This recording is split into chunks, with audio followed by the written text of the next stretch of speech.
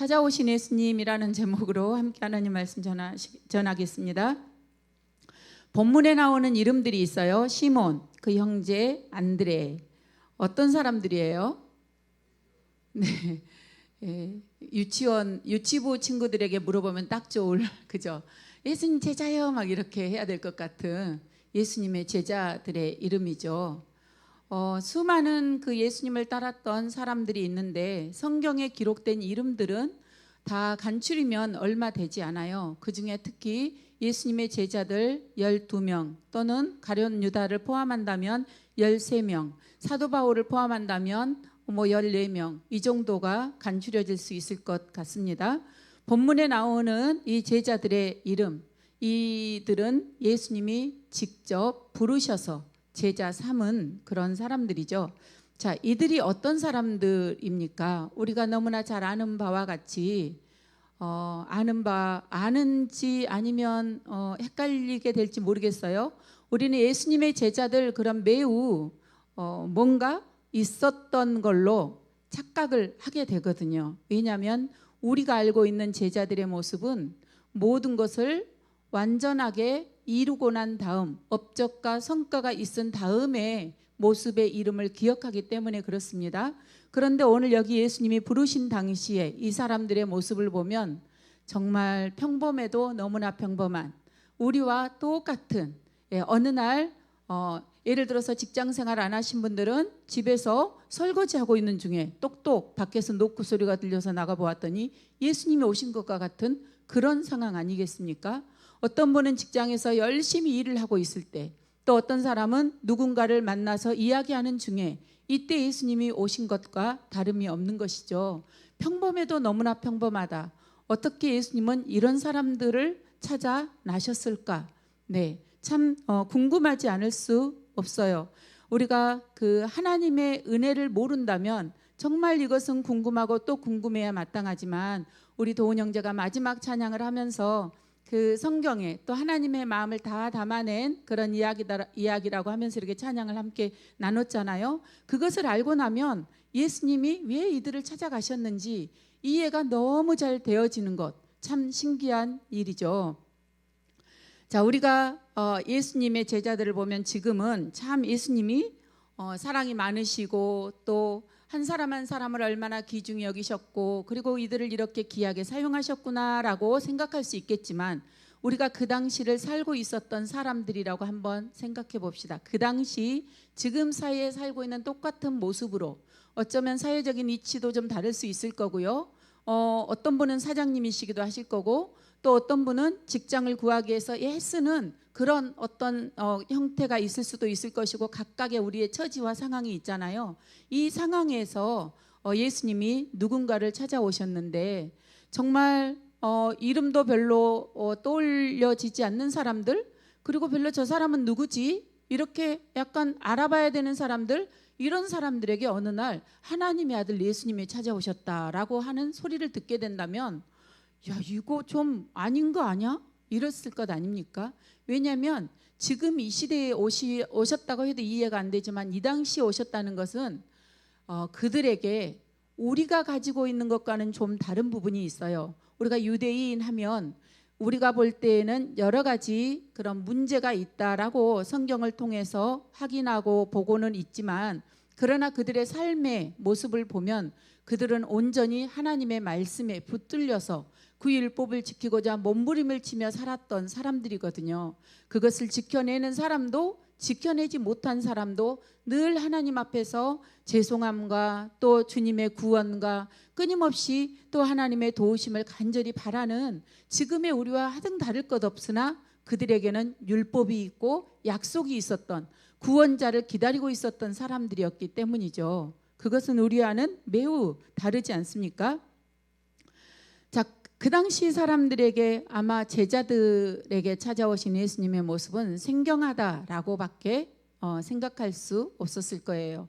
물론 그가 하나님의 아들이심을 알았다면 더욱 그랬겠지만, 하나님의 아들이심을 몰랐다 해도 어떤 사람들은 말을 했거든요. 와서 표적을 좀 보여주세요.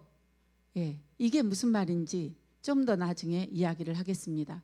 바리새인과 서기관들이 예수님에게 와서 이야기해요. 표적을 좀 보여주세요. 여러분은 만일 이분이 혹시 하나님 아들이신가? 라고 생각이 되어진다면 뭘 보여달라고 구하시겠습니까?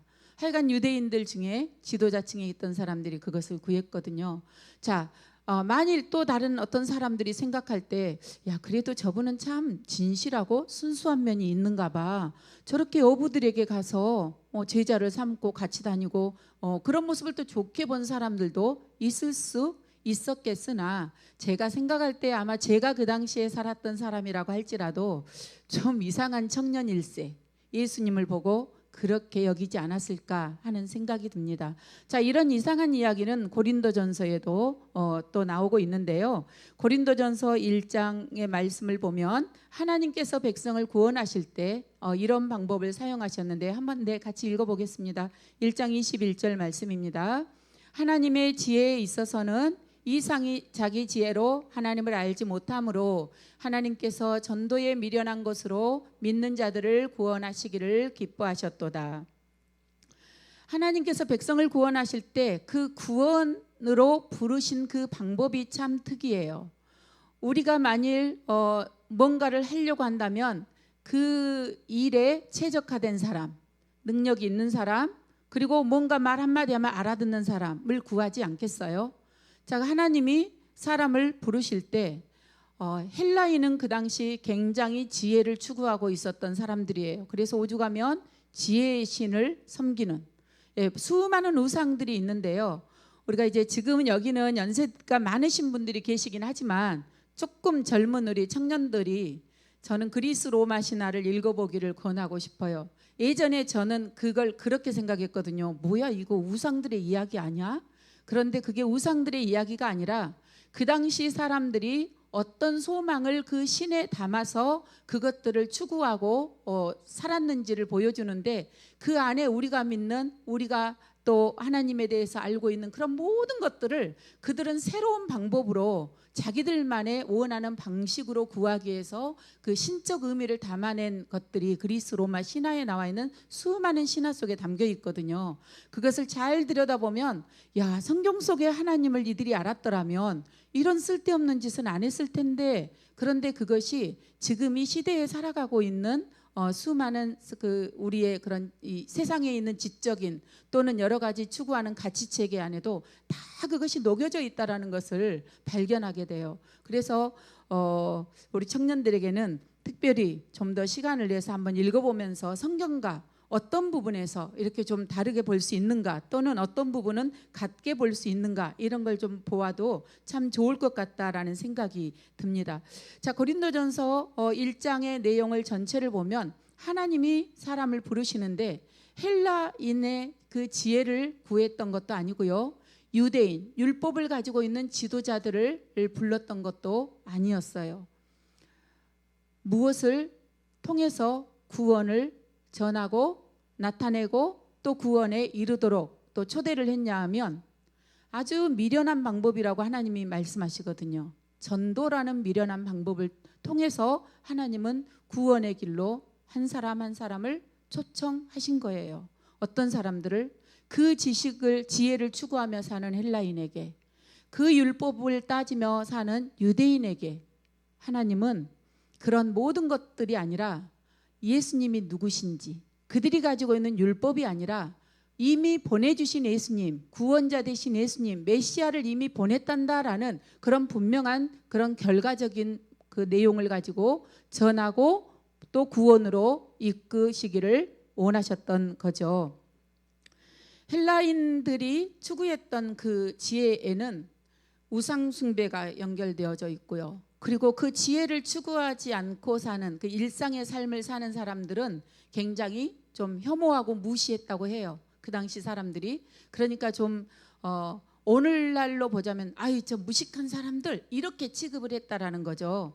우리가 잘 알고 있는 그런 철학자들도 이런 세계 속에 살고 있었다고 하니 어떤 부분에서는 참 이분은 정말 우리가 알고 싶어 라고 따라가지만 그 내면을 보면 그 안에는 굉장히 타락된 또 다른 면모들이 같이 담겨져 있구나라는 것들을 보게 되거든요. 율법을 추구하며 살았던 유대인 역시 마찬가지입니다. 유대인 지도자들, 이제 제자들을 불러서 예수님은 고기 잡는 어부들을 부르셨지만 그럼 율법을 가르치고 추구하고 또 그것으로 인해서 이 사회의 모든 것들을 지탱하고 살아갔던 그런 지도자들이나 또 그것을 잘 수행했던 사람들은 어떠했는가이죠. 그들은 정죄하고 지키지 못하는 사람을 향해서 정죄하고 가난한 자들을 착취하고 권력에 결탁하고 이런 삶을 살고 있었죠. 그래서 예수님이 오셔서 그 성전에서 물건 파는 것을 뒤집어 엎으시는 그런 내용들이 나오고 또는 해칠한 무덤이다라고 그렇게 말씀하시는 것들을 우리는 잘 알고 있습니다. 하나님께서 세상의 가치관이 만연되어져 있던 그 시대의 구원의 놀라운 역사들을 전도라는 방법으로 알려주실 때에 왜 미련한 것이다 라고 여길 것을 말씀하셨는지 잘 이해해 볼 수가 있죠. 네, 유대인에게도 그것이 얼마나 어리석었을 것이며 헬라인이 볼 때도 도대체 저게 뭐야, 저건 철학도 아니고 진리를 추구하는 것도 아닌데 저렇게 무식한 방법으로 전도한다고 이랬을 것 아닙니까? 자, 유대인들이 표적을 구했어요. 그들은 표적을 내는 구원자를 기다리고 있었기 때문이에요.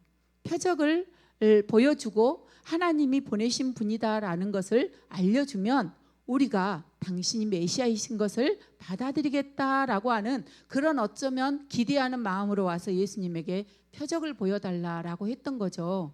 그런데 예수님은 내가 보여줄 표적은 어디에 있다고요? 요나서에 있다라고 말씀하시죠. 네. 자, 하나님의 생각, 하나님의 길은 사람의 길과 너무나 달랐다. 우리가 추구하는 방식과 너무 달랐다라는 것들을 보여주고 있습니다. 고린도전서 아까 1장 21절 읽었는데 우리 마지막 부분에 하나님의 감정이 나타나 있거든요. 한번 읽어볼까요? 다시 한번. 예, 제일 끝에 감정 한번 찾아주세요. 어떤 거 있어요? 네? 예, 그렇죠. 자, 믿는 자들을 구원하시기를 어떻게 하셨다고요? 기뻐하셨다.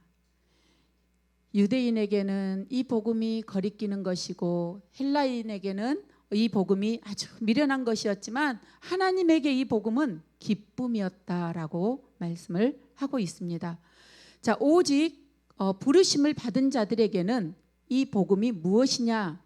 그리스도의 능력이고 그리스도의 지혜다라고 연이어서 말씀을 하시거든요. 자, 혹시 우리가 만일 그때 살고 있는 사람이라면 좀 그렇다면 이런 놀라운 복음을 담고 오신 거잖아요. 예수님이 내 몸에 담고 몸으로 오신 거잖아요. 육체로. 그러면은 이 복음을 누구에게 좀 맡겼으면 우리가 좀 안심하고 잘됐다. 야, 너무 이거 정말 훌륭한 방법이다라고 했겠어요? 말씀을 잘 알고 뭐 다 부패했겠습니까? 지도자가. 그래도 믿음의 그 진리 안에서 하나님의 말씀 안에서 깨끗한 심령으로 살아가는 자들, 이런 사람에게 좀 부탁하시고 부르셨으면 얼마나 마음이 안심이 되었겠어요.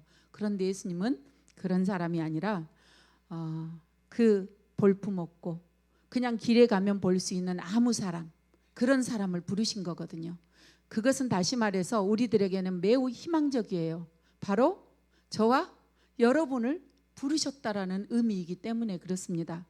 자, 고린도전서 1장 25절부터 29절까지의 말씀 한번 같이 읽겠습니다.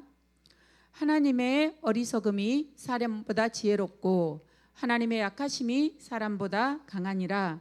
형제들아, 너희를 부르심을 보라.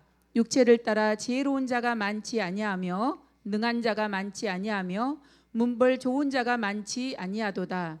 그러나 하나님께서 세상에 미련한 것들을 택하사 지혜 있는 자들을 부끄럽게 하려 하시고 세상에 약한 것들을 택하사 강한 것들을 부끄럽게 하려 하시며 하나님께서 세상에 천한 것들과 멸시받는 것들과 없는 것들을 택하사 있는 것들을 폐하려 하시나니 이는 아무 육체도 하나님 앞에서 자랑하지 못하게 하려 하심이라. 아멘. 하나님의 부르심에 그 미련하다고 생각한 그 부르심에 놀라운 계획이 숨겨져 있었죠. 네, 비밀이 담겨 있었어요. 지혜 있는 자를 부끄럽게 하기 위해서 미련한 자를 택했다. 야, 너무 놀랍지 않습니까? 우리가 미련한 것 때문에 하나도 부끄러워할 필요가 없는 그런 은혜를 주신 하나님의 말씀이에요. 또 우리가 약한 것 때문에 매우 힘들어하고 고통스러워하지 않습니까? 어떤 분은 이야기해요. 제가 너무 무능하고 능력이 없어서, 내 자녀들에게 해준 것이 없어서, 내 자녀가 저렇게 된 게 나 때문인 것 같아서 나 너무 속상해요. 이런 분들이 계시거든요. 물론 세상적으로 보면 충분히 이해가 되고 세상적인 가치관으로 보면 그럴 수 있다고 생각이 되어져요. 그런데 여러분, 그거 아십니까? 고생을 할 때 더 그 영혼이 빛난다는 거 여러분들은 알고 계실 거예요. 우리 젊은 친구들은 이제 그거를 알려면 시간을 더 살아야 될 테지만 수많은 고통의 시간들을 견뎌오신 분들은 그 고통이 얼마나 빛나는 보석과 같은 나를 만들어냈는지를 여러분들은 알고 계실 겁니다. 여러분, 그 고통을 통과하지 않으면 그 고통 속에 있는 그 기다림과 인내와 절제와 이 성령의 열매, 그 9가지 열매의 그 내용들이 고통을 통과하면서 이루어내는 쾌거잖아요. 그것들은 결코 세상적인 방법으로는 이루어낼 수가 없는 것들이거든요. 내가 약하다고, 내가 무능하다고 하나님이 이렇게 말씀하신다면, 예를 들어서 너가 그렇게 무능하기 때문에, 약하기 때문에 난 너 싫다. 성경은 바뀌어져야 돼요. 만일 그런 하나님이시라면 우리를 사랑하는 것이 아니라 능력 있는 자를 찾으시는 하나님이다라고 바뀌어져야 되죠. 여러분, 우리가 만일 나 자신의 무능함 때문에, 내가 좀 더 가지지 못했다는 것 때문에, 그것 때문에 나의 가치를 기준하고 그것 때문에 내가 뭔가 나 자신에 대해서 규정하고 있다면 우리는 하나님을 부정하는 사람과 다를 바 없어요. 하나님은 어떤 분이다라고요? 내가 가져야 사랑하는 분이라고, 내가 능력 있어야 하나님은 나를 사용하신다고. 아니요, 오늘 고린도전서 1장에는 정면으로 도전합니다. 미련한 자를 택해서 내가 사용함으로 참 지혜가 무엇인지를 알려주겠다는 거예요. 너가 가지고 있는 그 지혜가 내가 볼 때에는 하나님의 가장 미련한 것이 인간의 가장 지혜로운 것보다 더 지혜롭다 그랬거든요. 그것은 아무것도 아니다라고 말씀을 하시는 거예요. 물론 그렇다고 해서 세상의 지혜를 추구하지 말라는 의미냐? 그거는 아니죠. 우리가 세상을 살아가면서도 수많은 지혜와 지식이 필요해요. 그러나 그것의 본질, 가치, 기준이 어디에서 다시 검증받고 기준에서 살아가야 되느냐, 이러한 것들을 가지지 못한다면 세상의 가치는 늘 변하죠. 상대적이기 때문에요. 네, 어떤 사람을 만느냐에 따라서 악의 기준도 바뀌어요. 적당하게 착한 사람을 만나면 악하게 하기가 좀 어렵죠. 근데 정말 악하게 하는 사람을 만나보세요. 나도 그 마음에 원래는 없었던 악도 뭐 어때? 저 사람 이렇게 나한테 하는데 하면서 그 악을 서슴지 않고 자행하는데, 이건 자행하는 나쁜 의미가 아니라 지가 그랬으니까 나도 그래야지, 이렇게 될 수밖에 없어요. 세상의 기준은 그렇습니다. 그러나 하나님의 가치, 하나님의 기준은 바뀌지 않아요. 아무리 세상이 어떠하다 해도 그 본질이 변하지 않죠. 자, 하나님은 예수를 믿어 구원에 이르게 된 우리를 부르신 그 큰 계획을 가지셨고, 우리가 믿음 안에서 헌신하고 또 하나님 나라 백성의 삶을 살아가는 데 있어서 나의 것이 자랑할 것이 없도록 우리를 부르셨다. 자, 그러면 이것은 무엇을 이야기합니까?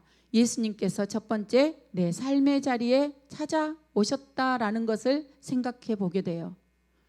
여러분, 나에게 찾아오신 분 누구예요? 요즘 집에 찾아오는 분들, 이단 아니면 경비 아저씨, 아니면 뭐 저희 집은 또 물 샌다고 4층에서 또 찾아오기 시작하고, 네, 3년째, 지금 4년째 물 샌다고 해년마다 하고 있는데 어찌된 영문인지 모르겠습니다. 뭐 그걸 어떻게 이해하겠어요? 뭐 믿음으로 해석할 수 있는 게 아니잖아요. 삶의 이야기들이니까 또 지나가야죠. 내 삶의 자리에 찾아오신 예수님, 여러분 삶의 자리가 어디입니까? 오늘 하루 어떤 삶을 살았습니까? 그 삶의 자리마다 예수님이 찾아오셨다면 나는 그 자리에서 예수님을 환영하고 두 팔 벌리고 기쁨으로 맞이했던 그런 자리에 계셨습니까? 예수님은 우리의 삶의 자리에 찾아오신 분이십니다.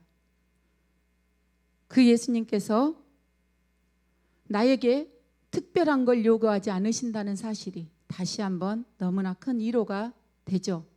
그리고 날 향한 계획을 가지시고 계셨다는 사실이 너무나 큰 또 정말 자부심을 갖게 하죠.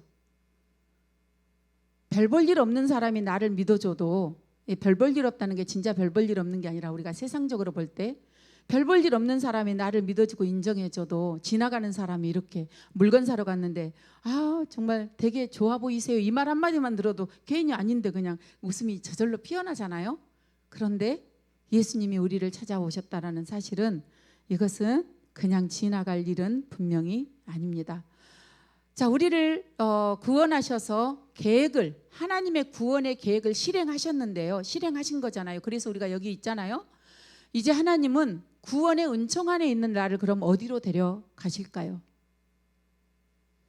한 가지 확실한 것은, 하나님을 믿는 우리는 절대 이전의 삶으로 돌아갈 수 없다는 사실입니다. 우리의 길은 너무 분명해요. 예수 안에 사는 삶이죠. 그리고 그 길은 덤으로 뭔가를 가지고 가야 되는 삶이에요. 제가 어렸을 때에는 예수님을 믿으면 이렇게 좀 평안하고 막 형통하고 뭐든지 잘 되고, 기도하면 뭔가 막 이루어지고, 그래서 저 애들이 뭐 해달라 그러면 야 기도해봐. 제가 얼마나 부적 같은 하나님을 소개했는지 정말 땅을 치고 진짜 후회할 일이에요. 다시 돌아가면 절대 그러지 않을 텐데, 야 너 기도해봐. 그리고 뭔가 주어지면 야 하나님이 기도하니까 주셨지. 이거 회유잖아요. 네, 물론 그렇게 해서 주셨을 수도 있지만 하나님을 그런 분으로 소개했다는 것은 제가 정말 두고두고 너무 후회가 됩니다. 예수 안에 사는 삶은요, 고통을 짊어지는 삶이에요. 여러분, 고통을 짊어지고 계십니까? 혹시 지금 현재 나에게 어떤 고통이 있으세요? 그게 예수를 믿는 삶이라고 생각하지 않을 때에는 그 고통은 나를 들쑤시고 정말 못 살게 구는 것이 되겠지만, 예수 안에서 그 고통을 다시 한번 들여다보고 재해석하게 된다면 그 고통은 나에게 정말 빛을 내게 하는 또 다른 재료이다라는 것을 알 수 있어요. 십자가를 덤으로 지고 가야 될 삶으로 우리의 삶은 바뀐 것입니다. 여러분, 이렇게 찾아오신 예수님이 우리에게 그 십자가를 지고 살아가도록 우리를 어떻게 부르셨냐? 두 번째, 제자로 부르셨어요. 그냥 찾아오시고 끝난 것이 아니라, 찾아오시고 너 잘되게, 너 돈 많이 벌게, 너 누구를 만나도, 사람을 만나면 뭐 행복하게 기쁘게, 행복하게 기쁘게 살아가면 우리는 타락하게 되어 있어요. 그리고 교만하게 되어 있습니다. 여러분, 내가 부족하지 않으면 다른 사람이 나에게 함부로 하는 걸 못 견뎌요. 그죠? 그런데 내가 힘들어 보세요. 어쩔 수 없이 견뎌야 되는 상황 속에 있어 보세요. 정말 속이 뒤집어져도 견뎌냅니다. 상황이 그러기 때문에. 여러분, 상황은 우리를 훈련의 장으로 이끌기도 하고요, 상황은 우리를 본질 자체를 드러내게 하는 또 다른 그런 리트머스 실험지와 그런 것과도 같을 수 있어요. 매 순간 우리는 하나님의 그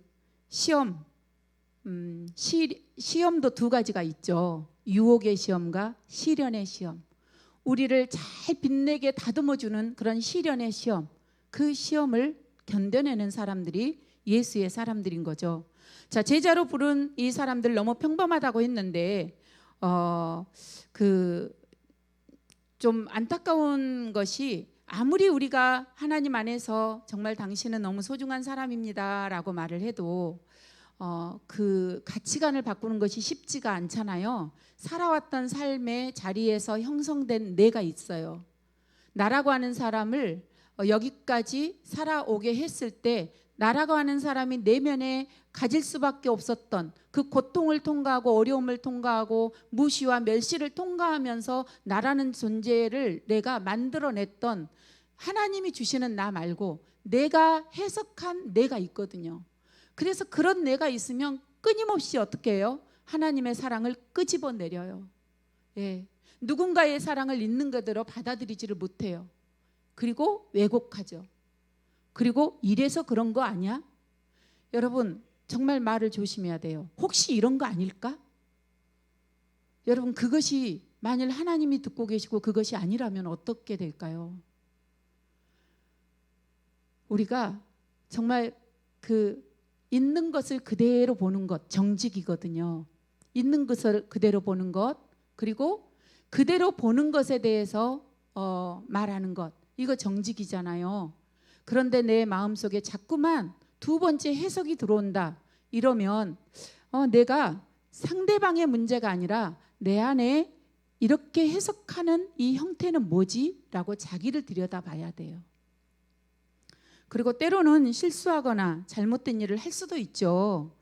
여기 부른 예수님의 제자들은 실수 안 했습니까? 팔아 넘기기도 하고 뭐 저주하고, 그죠?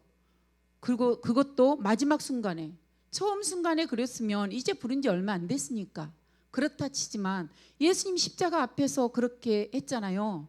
예, 우리가 가장 잘 아는 베드로가 또 그렇게 했잖아요.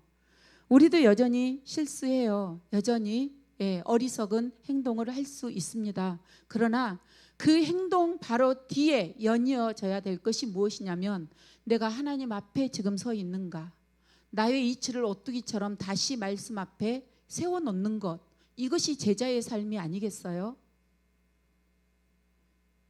여러분은 제자입니까? 후안 카를로스라는 분이 쓴 책 이름이 제자입니까? 라는 책이 있었거든요.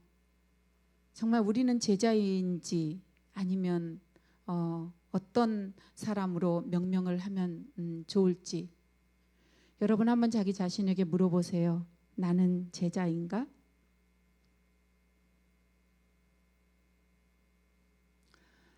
우리가 세상의 물질 만능주의가 우리를 자꾸 이런 사람이다 저런 사람이다라고 해석하고 이렇게 돼야 돼 저렇게 돼야 돼라고 기준을 주고 그렇게 되지 못했을 때 무능한 자기 자신을 탓하기도 하고 이렇게 하지만 예수님이 제자 삼은 것은 그런 것이 아니에요.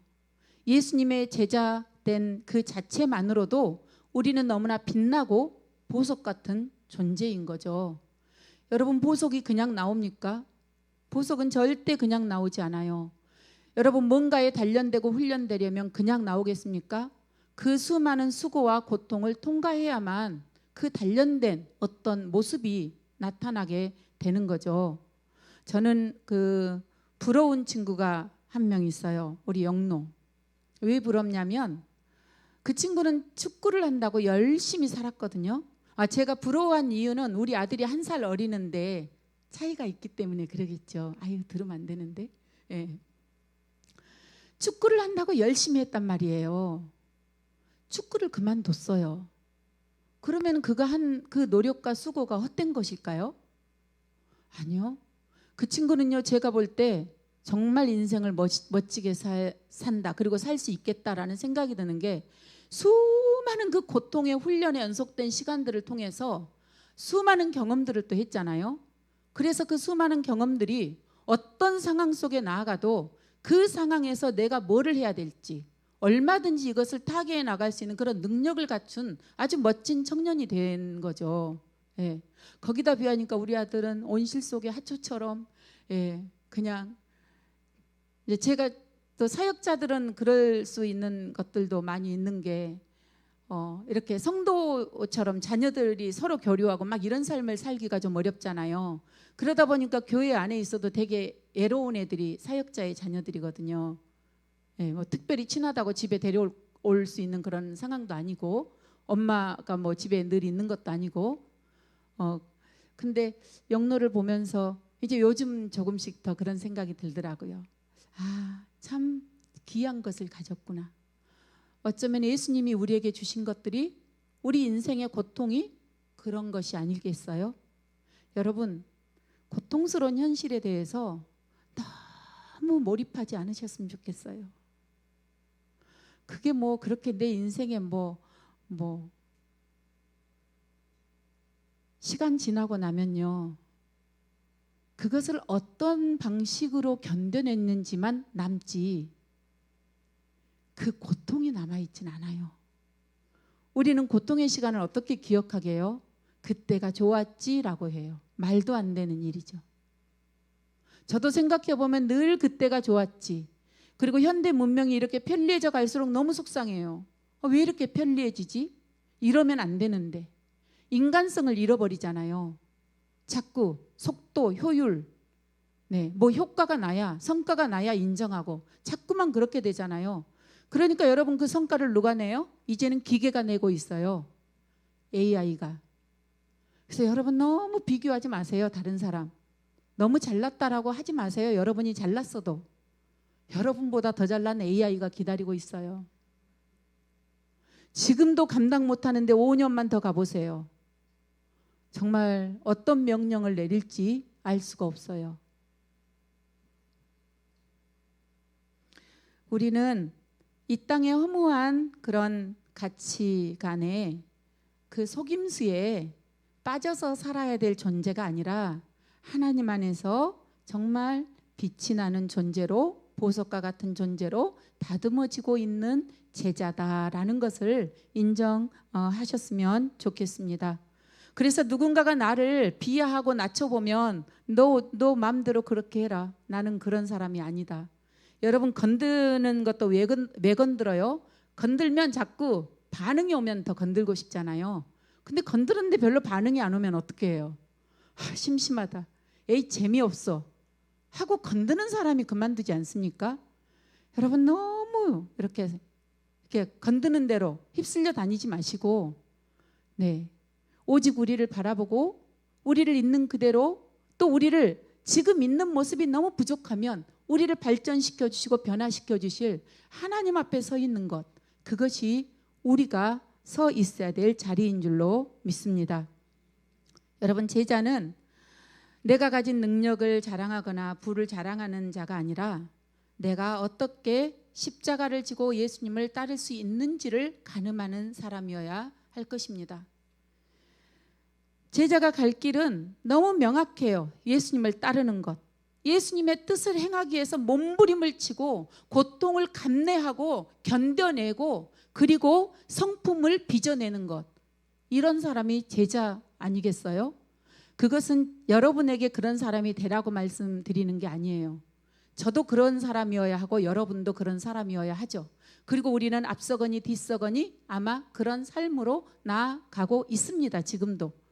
어떤 때는 후퇴하기도 하고 머물기도 하고 또 앞으로 달려가기도 하고 또 기어가기도 하고 이러면서 우리는 여전히 가고 있어요. 여러분 가고 있다면 축하드려요. 여러분이 가고 있다면 고통스럽다면 감내하고 있다면 그거는 축하받아야 마땅할 일입니다. 하나님 앞에서 본다면 그래요. 사람 앞에서는 너무 더 힘들고 어려운 일이지만 우리가 제자의 삶은 녹록지 않다. 십자가가 있다. 짐을 져야 된다. 그 짐은 고통스러운 짐이다. 쉽고 가벼운 짐을 지라고 하셨겠어요. 물론 예수님은 내 짐은 쉽고 가볍다고 말씀하셨어요. 그런데 어떤 의미에서 그러냐면 하나님의 계획을 이해하게 되면 그 짐이 너무 고마운 거예요. 왜냐하면 그것은 나의 영광이 되고 나의 성과가 되고 세상에서도 성과를 내야 되는 것처럼 하나님 앞에서도 나의 성과가 될 그런 짐이기 때문에 너무 고마운 짐이죠. 얼마든지 해내죠. 왜냐하면 그 시간이 끝나고 나면 내가 받을 결과값에 대한 보장을 확실하게 알고 있기 때문에 그런 거죠. 요즘 금값이 고공행진을 하고 있어요. 여러분 우리가 돈으로 금을 다 사지는 못해도 가져야 될 보석이 있고 나의 진주가 있다면 바로 예수 때문에 짊어지는 하나님 때문에 짊어지는 십자가의 무게, 그것을 감내하고 난 이후에 빛이 날 진짜 보석, 그것이 우리가 가져야 될 보석인 줄로 믿습니다.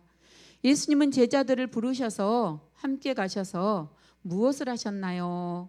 자, 세 번째 보니까 말씀을 주셨어요. 가버나움에 가셨거든요. 제자들을 부르신 다음에 뭐 21절까지인가 이렇게 쭉 그 마가복음 보면은 제자들을 부르시고 난 다음에 가버나움에 가셔서 해당에 들어가셔요. 그리고 하나님의 말씀을 가르치십니다. 말씀을 가르치신다라는 것, 우리가 하나님을 믿는 것, 제자의 길을 걷는 것, 처음에는 그런 그 순수한 마음, 첫사랑의 마음이 있거든요. 그런데 가다 보면 어떤 일들이 생기냐면 이제 점점 내가 제자의 삶이 아니라 관리자의 삶이 되고, 제자의 삶이 아니라 사장의 삶이 되고, 이런 걸로 바뀌어 가고 있다라는 것을 부인하기가 어렵다. 우리 삶이 그렇다. 조금도 참기가 어려워요. 조금도 참기가 어렵습니다. 예수를 따르는 길에 하나님의 뜻을 향해 가는 것에 목적이 있는 것이 아니라 내 자신이 어떠한 사람인가에 대한 평가에 너무 우리가 목숨을 걸고 살아가요. 그리고 저 사람이 누군지 평가하는데 너무 목숨을 걸고 살아가요. 그것이 무슨 유익이 있겠습니까? 하나님 앞에서. 지금 예수님이 오시면 나를 이제 이렇게 판단하실 거 아니에요? 상급을 주시기 위해서. 그럼 내가 예수님 앞에 상급을 받기 위해서 꺼내야 될 그 내용들 무엇을 내놓겠습니까? 그것을 위해서 여러분 목숨을 걸고, 그것을 위해서 마음을, 또 우리의 모든 온 신경을, 우리의 관심을 투자하는 것, 그것이 바로 하나님께서 우리를 부르신, 예수님께서 우리를 부르신 그 부름에 합당한 삶인 줄로 믿습니다. 말씀을 주셨다라고 하는 것, 요즘 그 길을 몰라도 걱정 안 하죠. 네, 있죠. 네시가. 정보를 몰라도 걱정 안 해요. 요즘은 이제 옛날에는 다시하고 네시가 있었는데 요즘은 AIC가 또 따로 이제 찾아오셔서 아주 언제든지, 요즘 뭐 집에서는 또 뭐 진이 뭐 이렇게 부르면 자꾸 대답하는데 전 기분 나빠가지고 제가 가끔씩 내가 안 불렀는데 대답하는 거예요. 그래서 야, 너 내가 왜 안 불렀는데 대답해? 내가 이렇게 말하거든요. 대답하지 말라고. 이거 지금 좀 잘못된 거 아닌가? 감시당하고 있는 느낌? 근데 그게 다 정보가 입력되고 있잖아요. 사실은. 그거를 좀 안 했으면 좋겠는데, 가족도 구성원들이 있다 보니까 제가 혼자 하지마 이렇게 못해서 그냥 두고는 있지만 영 같이 살고 싶지 않는 진이. 여러분, 우리가 장착해야 될 이 시대에 한 가지가 있어요. 분별력이 있어야 됩니다. 예를 들어서 우리가 뭔가를 알고 싶어서, 정보를 알고 싶어서 물어볼 수 있죠, 인터넷에. 그런데 이제 기독교적인 정보 또는 뭐 의학적인 정보, 건강상식 이런 것도 물어보는데 어떤 때 보면 이거 잘못된 정보였어 이럴 때 있죠. 기독교 정보도요, 지금 이제 수많은 이단들이 다 입력해 놓은 그런 것들이 있기 때문에 그 결과값에 대해서 여러분 믿으면 안 돼요. 분별이 필요하다는 거죠. 그래서 뭐 여기 나왔으니까, 그리고 누가 말했으니까, 여러분 그 믿노라고 보시는 유튜브 하시는 분들 계시잖아요. 너무 믿지 마세요. 그분들이 여러분 영혼 책임 안 져요. 그냥 좋은 것 있으면 있는 정도로, 파악하는 정도로 이렇게 받으시면 참 좋겠다라는 생각이 듭니다. 요즘은 분별하지 않으면 주님의 뜻도 오류가 납니다. 주님의 뜻이라고 생각했는데 아닐 수 있다라는 거죠. 여러분, 우리가 삶을 살아가면서 하나님의 말씀을 기준하여 있지 않으면 내 삶에도 오류가 떠요. 내 삶의 자리에, 우리의 관계의 자리에 오류가 뜬다는 말이에요. 그걸 누가 바꿀 수 있을까요? 바꿀 수가 없죠. 이미 떠버린 오류를. 경험이 이미 기억하고 있는데, 몸이 기억하고, 우리 생각이 기억하고, 귀가 다 기억하고 있잖아요. 그것은 견뎌내야 될 또 다른 가정이 되겠죠. 물론 그 오류에도 그 가정을 견디는 그 속에서 또 다른 하나님의 분명한 메시지가 있어요.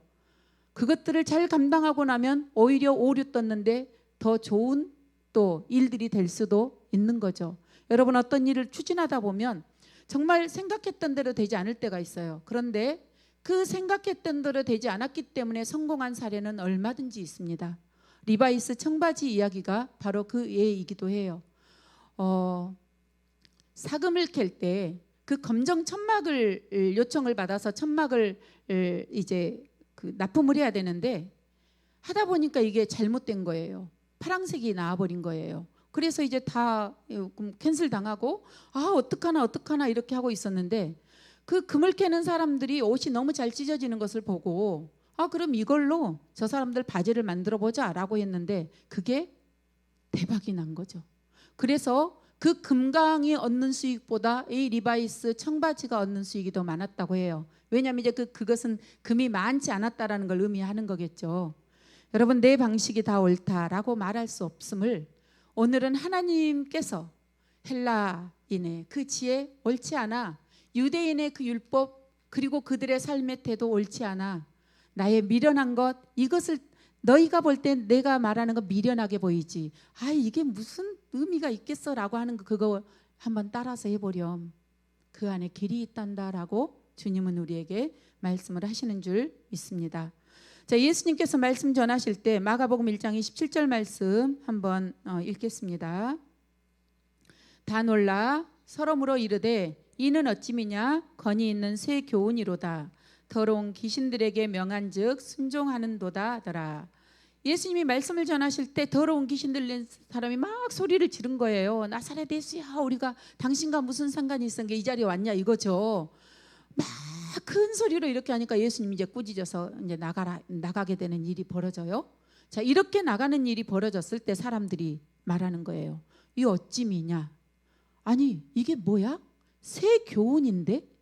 새 교훈. 여러분, 우리 안에 새 교훈이 무엇이겠습니까? 내가 알고 있다고 생각하는 그것을 매 순간 버리지 않으면, 하나님의 말씀을 붙들지 않으면 우리는 예수와 함께 사는 사람이 아니라 나의 경험과 사는 사람이 되고 말 것입니다. 귀신도 알고 막 소리를 지르면서 이렇게 했잖아요. 귀신들에게 명한즉 순종하는도다. 이게 어떻게 이런 일이 있을 수 있죠? 귀신도 순종하는데. 주님의 말씀으로 인해서 내 영혼과 심령에 지각 변동이 일어난다면 그것은 축하받아 마땅합니다. 어제까지 했던 나의 행동과 말과 태도가 바뀌고 있다면, 바뀌기 위해서 몸부림을 치고 있다면 그것은 축하받아야 할 모습입니다. 내 영혼에 새로운 길이 생기기 때문에 그렇죠. 새 교훈, 말씀이 나를 붙들고 있는 놀라운 역사가 일어나기 때문에, 귀신이 쫓겨나가는 현장을 내가 만들어가고 있기 때문에 그것은 축하받을 수 있는 길이라고 말씀드리는 거예요. 자, 그 길은 매우 낯설죠. 우리 낯설어요. 그죠? 익숙한 길 가면 너무 편한데 여러분, 조금 뭐 바꾸려고 하면 막 어때요? 우리 뇌가 늙어가고 있다는 증거예요.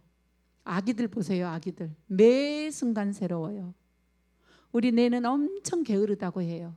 그래서 익숙하던 것을 하기 위해서 항상 그것, 항상 그 자리, 항상 그런 모습, 이것을 아주 간절히 바라고 있다고 합니다. 여러분, 우리 자녀들이 이런 삶을 산다고 생각해 보세요. 정말 속 터질 일이잖아요. 새로운 것이 있을 수도 있고요. 하여간 어떤 일이 일어날 수도 있고 그렇습니다. 다만 새롭든 안 새롭든 우리가 놓치지 말아야 될 것이 있다면, 내가 예수 안에 있는가, 제자인가, 그리고 말씀을 따르기 위해서 오늘 또 새 교훈으로 여겨지는 그 하나님 앞에 서 있는가, 이것이 우리의 모습 안에 있어야 할 줄 믿습니다. 하나님은 우리를 부르셨고, 우리를 아무런 능력이 없는 사람을 하나님의 말씀을 믿음으로 말미암은 능력 있는 사람으로 우리를 새롭게 해 주셨어요. 그리고 예수 믿고 우리는 너무 많이 변했습니다. 그죠? 지금도 많이 변했어요. 고칠 것도 많겠지만 안 변했으면 아마 여기 뒤집어졌을 수도 있어요. 우리 집도 뒤집어지고 이렇게 할 수 있어요. 우리가 참 많이 바뀌어서 여기까지 왔는데, 이제 올해도 2025년 10월이거든요. 올 한 해 여러분 얼마나 치열하게 사셨습니까? 어떤 영적 전쟁터에서 하나님의 영광을 위하여 살아왔습니까? 여러분은 어떤 영적 소득이 있었습니까? 지금 여러분의 삶에는 어떤 전쟁이 벌어지고 있습니까?